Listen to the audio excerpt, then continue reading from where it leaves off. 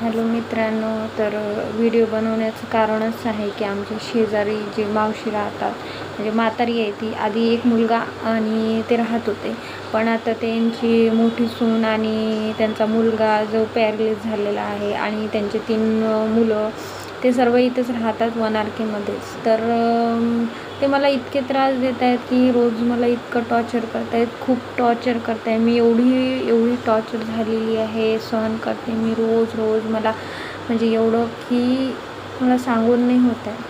एवढं भयानक मला टॉर्चर करत आहे. कुठपर्यंत सहन करायचं, कुठपर्यंत त्यांचं ऐकून घ्यायचं, मला हे समजत नाही आहे रोज. आणि ती म्हातारी माझं सांगते की मी तिला त्रास देते आहे. आता मी त्यांच्या घरात 4 आणि 6 लोक असल्यानंतर 6 लोक एकट्या बाईला त्रास देत आहेत की एकटी बाई 6 लोकांना त्रास देणार आहे? ती मूर्ख म्हटलं जाणार, नाहीतर तिला काय माहिती काय वाटते मला त्रास देऊन, कसं वाटते तिला मला नाही माहिती. पण मी एवढी कंटाळलेली आहे. 6 महिन्यापासून मी सतत हा त्रास सहन करत आहे.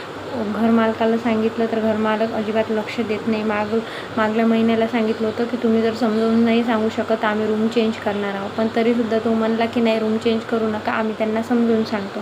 त्यांनी समजून सांगितलं. फक्त 1 आठवडा ते व्यवस्थित राहिले, त्याच्यानंतर परत त्यांनी त्यांचं चालू करून टाकलं. महिना जसा लागला तसं त्यांनी चालू केलं.